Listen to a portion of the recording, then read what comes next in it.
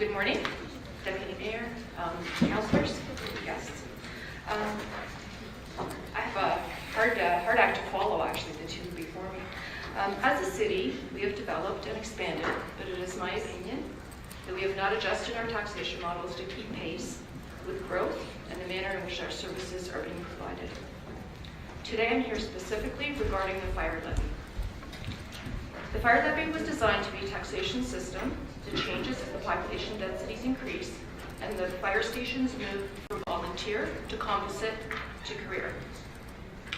The levy, if you take a look, is loosely based on the former municipal boundaries, but as the service delivery and the difference in the manner in which the service is provided has changed, the urban fire boundaries are also supposed to change. The Municipal Act provides a way for the City of Hamilton to provide a lower rate of tax for areas which receive a lower level of service. In this slide, the homes on the left side of the street pay rural fire, the homes on the right pay urban. I fail to see a difference between the service levels.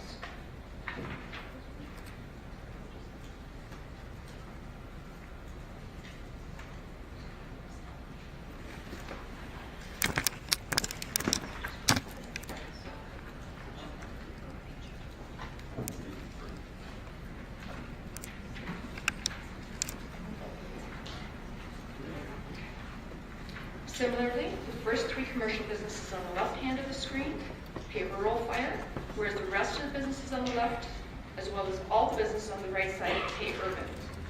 Again, I fail to see a difference where the level of service or the manner of the service that is provided applies here.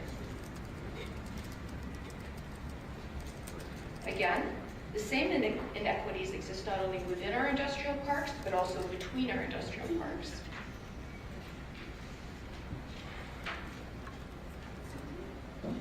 As per our fire boundary map located on the city's website, the areas in yellow are taxed as urban. The areas in green are taxed as rural. It's the distance the green areas are from a fire station that is a point of concern. It's obvious that we have properties that are receiving the exact same service delivery with absolutely no difference in the manner the service is provided, yet quite a few properties are levied 50% lower than other properties. I'm going to give you some specific examples. Properties on Fruitland Road at Highway 8 versus Fruitland Road at the QEW, Parkside Drive, Shaver Road, Rymal Road and Upper Centennial Parkway, Highway 6 Upper James.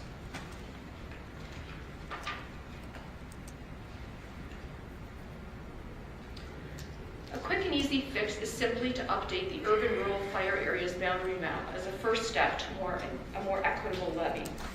However, inequity imbalances will still be present. Special levies are supposed to be a reflection of levels of service and the difference in the manner the service is provided. Thus, additional rates of tax are charged. However, given fire suppression, this is not necessarily an equitable way to tax. My reason for this statement is as follows. In Stony Creek, for example, regardless of whether a call comes from a rural or urban residence, a career station will be dispatched. Even medical-related calls will receive this treatment. We are not including paramedics or police, as that is a different rate. In other words, a difference in the manner of the service being provided does not exist. What does exist is an inequity in the level of service due to the response time in some areas. As the previous slide demonstrates, there's absolutely no difference in response time for those homes or businesses that are on the same streets. Even the response time to a rural call is increased due to the proximity of the responding fire crew being dispatched. This should not translate into an automatic reduction in tax rates. The cost to provide the service is fixed, and possibly the costs are increased due to travel distance, for example, gasoline for the rigs, and also wear and tear on the vehicles. As evidenced by recent deployment activity, as the slide shows, the number of firefighters and trucks deployed to our rural areas is comparable to those that are deployed with our urban areas. More hands on deck could actually be viewed as an enhanced level of service. It's also quite conceivable that our costs are even higher since the volunteers are being paid and both career and volunteer firefighters attend. Another consideration that has been highlighted in the media are the highway accidents and road rescues. We have a few spots with high accident rates. For example, QEW at Fruitland Road, 403 Ancaster and the Red Hill Valley Parkway. Plus, we're all aware of the increase in the rope rescues that have happened this past year. It appears to me that our system is unfair. We have an urban city of Hamilton property owner paying a high percentage of the cost for emergency responses in these two situations.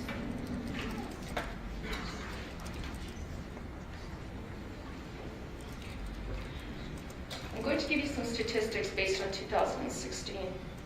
As a city, we needed $87 million for fire protection. A summary of the breakdown between the main property types is shown. This is taken from the City of Hamilton website. Unlike our police or paramedic first responders, where we levy the same rates to all properties, our operating costs for fire suppression are based on an urban-rural divide. Essentially, what we've done is created an arbitrary line when in some instances properties across the street from a full-time fire station pay 50% less than properties further away. This makes no sense. So in order to provide a tax base for fire suppression that is flexible, that is adaptable to the ongoing growth of the city, I would respectfully request committee consider either having one citywide fire levy, at the minimum even a compromise of a two-levy system, one specifically to address the farmland and a second for all the other types of property within our areas.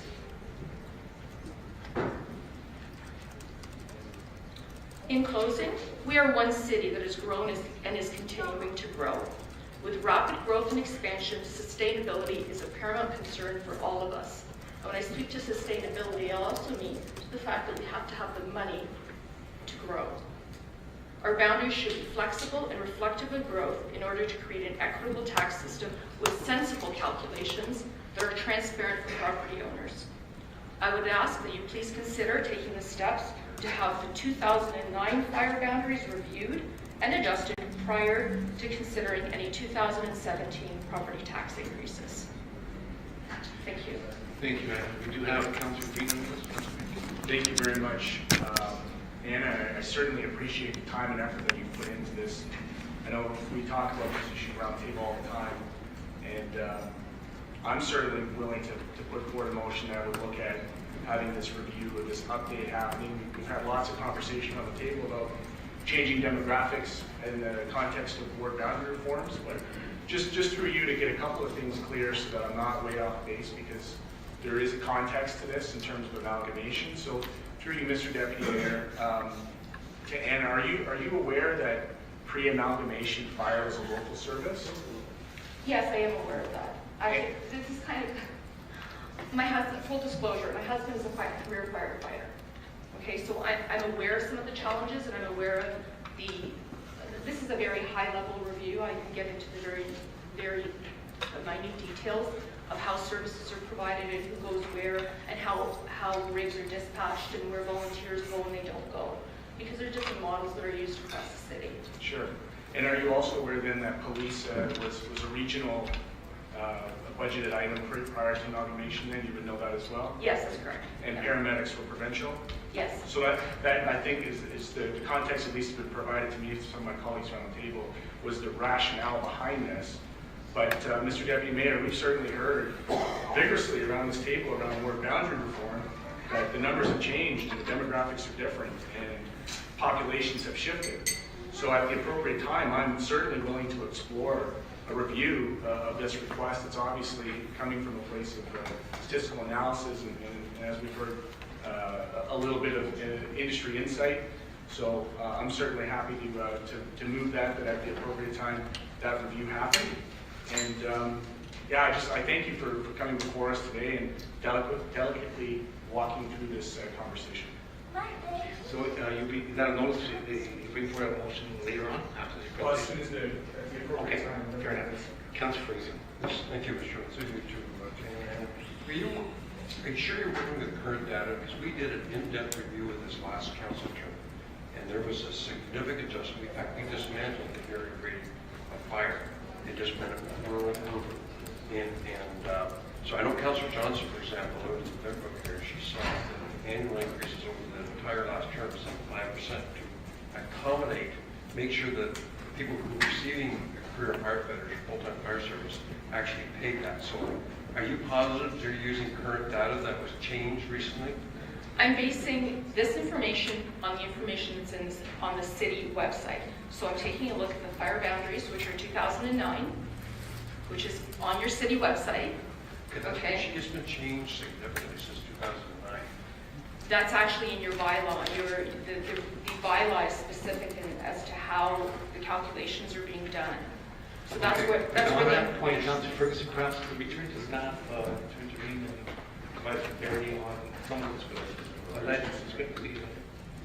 And For you, Madam Deputy Mayor, in terms of the boundaries remain unchanged from the change that was made in 2009. So the change that was made in 2009 was moving from a former municipal boundary allocation to a urban rural. What does change, what Councillor Ferguson may be considering, what does change year over year is it is a cost allocated service. So as the delivery model changes in areas, so for instance, if there is a relatively high pace of growth in an area that was previously supported by volunteer or a composite service that has now been upgraded to a career service, that then is reflected year over year. So there are changes in the allocations based on the cost of service. So as the service model changes, in part due to growth, so as the service delivery moves from a volunteer to career, that then is captured through the annual levies. Okay, thank you, Mr. Chairman. Then my mic was at the 2010 to 2014 council term, where we dismantled the area rating of fire and recreation. And so that's when we moved away from former municipal boundaries to urban-rural split. So that was after 2009, correct? So through you, Mr. Deputy Mayor, so just in terms of what changes were made, the councilor's correct, and that recreation was no longer area rated. The change that was made for fire was a change in the methodology going from a former municipal boundary to a urban-rural boundaries for fire. So it continues to be area rated by an urban-rural boundary rather than former municipality. So in the photographs that was put out showing one side of the street was rural, one side was urban, that wouldn't apply now. That wouldn't be in place with this switch urban-rural boundaries. There wouldn't be a development of an area that's still in a rural area, being an urban, within an existing urban boundary, correct? So through you, Mr. Deputy Mayor, there is a split in terms of urban-rural boundaries. So if you can envision based on the map, there are two boundaries, that urban boundary, rural boundary. There's always going to be challenges with boundaries. Wherever you have a boundary, there will always be a perimeter to that boundary, and some properties outside of that boundary will have a different levy. In this case, a rural property would have a lower fire levy, reflecting the fact that typically they are supported by volunteer or a composite service. So again, it's based on the cost of the service. Okay, so this is Mike. I want to, Anna, you can flip back. By the way, I don't know whether you know, all rural fire is volunteers. It's not career firefighters. No, I realize that. Okay, so can you flip back to that rear slide showing one side of the street is rural, one side is urban? This one or this one? See, clearly, on both sides of that street, that's in an urban area. And through you to Mike, would that not be captured now as a full-time firefighter boundary since it's in the urban area boundary if all that development was permitted? So through you, Mr. Deputy Mayor, in terms of the boundaries, and again, I'm not familiar with the particular street, but in terms of the boundaries, there could be a boundary that captures a developed area. And one side of that developed area may be captured under the urban boundary and one side under the rural boundary. Again, the boundaries were developed in parts through the level of service provided by fire. So using the fire service data as to where the service was being deployed from, that's how the boundaries were set. So again, as the services migrate, as areas become developed, the cost to those serviced areas will change. So as an area becomes further developed, we will be revisiting the boundaries at the next review of the area rating policy, as well as the cost will fluctuate. So as an area becomes developed and is now serviced by a career support rather than a volunteer or composite, the cost to those properties will rise. The levy will rise to those Because areas. planning boards very quickly tell you where our urban boundaries are. And so they don't necessarily follow, fire doesn't necessarily follow the planning definition of an urban boundary. So through you, Mr. Deputy Mayor, just a reminder to committee, as it relates to our area rating boundaries, they do not align to our official plan boundaries. So as it relates to transit, it aligns to your access to conventional transit. It's based on the distance to the nearest transit sites or stop. And as it relates to fire, the boundary is based on the level of service in those geographic areas, subject to whether or not the service is supported by volunteer, composite, or career. So will anybody, how often is this update done on what the urban boundary is for fire? Is it done once a year, or once a quarter, or once a council term? So through you, Mr. Deputy Mayor, the boundaries are reviewed with each review of the area rating policy. In terms of the costs change each year with approval of each budget as the cost for fire realigns. Again, if an area is experiencing high growth and the level of fire suppression support increases, the costs then are transferred to those areas if they capture a higher proportion of the cost. So again, boundary remains fixed, subject to a review of the policy, but costs are amended each and every year. So that would not still be paying, both sides of that street would not be paying different fire rates for fire protection. So through you, Mr. Deputy Mayor, the levies change each and every year. Boundaries remain fixed, subject to a review policy. The levies change each and every year. So is it necessary to do another review as suggested by the previous speaker on a motion to do a review of this, since it's done every year anyway? So through you, Mr. Deputy Mayor, in terms of reviewing the boundaries, we're at the discretion of council in terms of reviewing the boundaries as it relates to fire. And then we have other area rating services that are determined based on boundaries as well, including transit. So again, it's at the discretion of council to direct staff to review those boundaries. Okay, and I'm sorry to over this, Mr. Chairman. I just want to be clear. You just said a few minutes ago that fire is reviewed once a year. Now you're saying it's only reviewed at council's direction. Which is it? Because I'm confused on that. Through you, Mr. Deputy Mayor, the boundary is reviewed with a review of the policy. The levies are affected each year with the approval of the budget. So the levies, the amount for fire that is levied on properties is affected each year with the change of the budget. The boundary is subject to council review of the policy.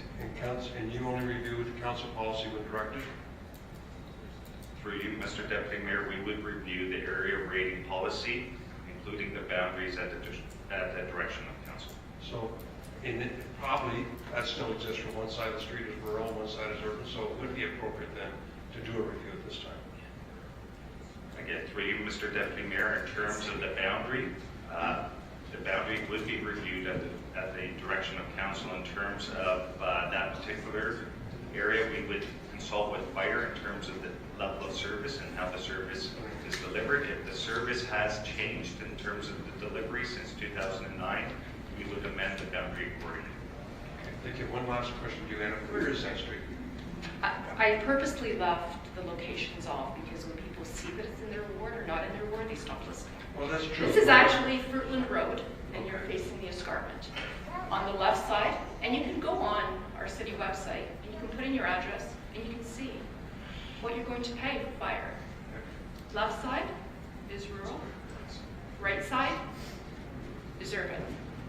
So you've got two separate tax rates on the same street, depending on which side of the street you are. And that does happen throughout the city because of the way the boundaries are done. I'm just bringing this to your attention because of the fact, as I had on the last slide, you're looking at putting in new fire stations. You're putting in a fire station in an area that is rated as rural. Okay? You're looking at a capital cost not to mention the operating costs that are ongoing. But your tax base is not being reflected accordingly, because if we're using 2009, it's not appropriate. Okay, I had different experience than that in Councillor Eagle Station 20, but I support Councillor Green's suggestion that we do a review this time. Yeah. Okay, on that point, Mike, if you could elaborate on the fact that once they build that station, it's all relative, so the rates will increase accordingly. Through the chair, the levies will increase accordingly. The boundaries will remain the same. So again, as an area does develop, the boundaries would be affected upon the review of the area rating The policy. cost is borne on those residents. Yeah, so through the chair, as the boundaries expand and capture more of that developed area, more of the cost would be borne by those residents. It wouldn't represent an increase in revenues to the municipality. It would just be a redistribution of the burden. Okay, now we have a number of speakers. So we have Councillor Jackson, Mayor Eisenberger, and Whitehead, and then we have Councillor Green's motion. So Councillor Jackson, the floor is yours. Thanks, Mr. Deputy Mayor. Anna, thanks for the presentation and educating us on some of these anomalies that obviously still exist. Could you make a copy of your presentation available to Stephanie afterwards, please, so we could all have that as a handout? I've already done so. Oh, have you? Oh, perfect, okay. And so, Anna, have you had a chance to have an audience with the new Chief Cunliffe yet to explain some of these, or in light of the personal situation, you thought you'd come to this body instead, Mr. Deputy Mayor, through you? Through you, Mr. Chair. No, I have not. I didn't go to the fire chief because I think it's a taxation base. I think it started with council. You have the ability, given the time of year that you're looking at budgeting. You know there's going to be some improvements. You're looking at service enhancements, and that I believe the responsibility starts with council. I don't believe it's my place to go and speak to fire suppression directly. Okay, I was just curious because as part of this motion, I would hope that obviously Chief Cunliffe is brought into the equation and the discussion and to have his input as well. So the bottom line, Anna, your point is that people on the left are getting the same service but paying a heck of a lot less than people on the right. That's the bottom line? And that you're looking at the same thing here. Yeah. Okay, so Mr. Deputy Mayor, I would just hope though, I think in courtesy and respect, Chief Cunliffe has to be part of this discussion as well. Thank you. Thanks, Anna. Thanks, Thanks, Mr. Councillor Jackson. Now Mayor Eisenberger. Yeah, thank you for your work. I'm always amazed that people dig in so deeply on some of these issues, but God bless you for that. So my question was a little similar to Councillor Jackson's, but actually reflecting our Mike Segarra and our taxation department. I mean, I think it's important that before we get too far down this road, that you have a fulsome conversation with Mike Segarra to understand what he just told us in terms of that the levies have changed, even though the boundary doesn't change. So I would certainly encourage that to happen. And I guess one question would be, have we not set a policy on a kind of an annual review basis rather than at the will of council? So I know that, and I'm not sure that we have, and if we haven't, we probably should. That once per term, these issues get reviewed. Then maybe not necessarily change, because I understand anomalies start to happen over time. But have we not set a policy of kind of a regular review process? Mike? So through you, Mr. Deputy Mayor, there isn't, within the area rating policy, there is a direction to review the policy at any specific time period. Again, it's at the discretion of council to direct staff to review the policy. Just in terms of the delegates' recommendation to affect the 2017 budget, a review of the fire area rating will take months because it will involve considerable consultation with Hamilton Fire Services as to the level of services in different geographic boundaries. So in order to affect the 2017 budget process and timelines, I would suggest we're outside of that window. Our opportunity to report back at the earliest possibility would be to affect the 2018 or 19 budget. Thank you. So you anticipated my next question, Mike. So thank you for that. And so I would certainly hope that when we have a motion, that we actually set in motion a regular review process rather than a one-off, and maybe once per term, understanding that it takes time for these anomalies to develop, but they do develop. that we set a policy in place that once per term we review specifically fire, but area-rated issues as they come up rather than on a one-off basis, but that we set a schedule for this. So if I could make that kind of friendly amendment to your recommendation, then I think that would be a positive step. And then, completely understanding that we're a little late in the game in terms of affecting this budget here. I appreciate that. I appreciate your optimism on that, but notwithstanding, we'll get to the issue and see if we can get some clarity around the anomalies that do develop over time.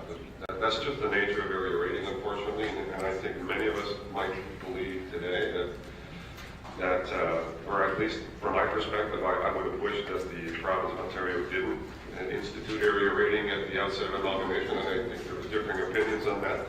But having said that, there are things that evolve over time that has to be addressed as things evolve. So I appreciate your raising this as an issue, and I appreciate the motion that hopefully will get amended and fully support. Thank you. Thank you, Mayor Eisberger. Councillor Green, you have a motion? Thank you very much. Thank you very much. Yep. Yeah. The motion is that staff be directed to work with the chief of police and the appropriate departments. The fire chief and the appropriate departments to once a term review the boundaries as put forward in as it relates to area rating. And that's seconded by Mayor Eisberger. I think it was seconded by Councillor Ferguson. We're getting our manning ratings up. All right. Any discussion on that? Hearing none. Moved by Green, seconded by Ferguson. All in favor? Carried. And thank you, Ann. Thank you very much for your motion to time. receive the presentation moved by Eisberger, seconded by Johnson. All in favor? Carried. Moving on to 6.4, we have Mr. Scott Warren, General Manager of Core Entertainment, First Ontario Centre, Hamilton Place, and the Studio Spectrum Venue Management, respecting naming rights at Hamilton Place. Mr. Warren, welcome, sir. The floor is yours.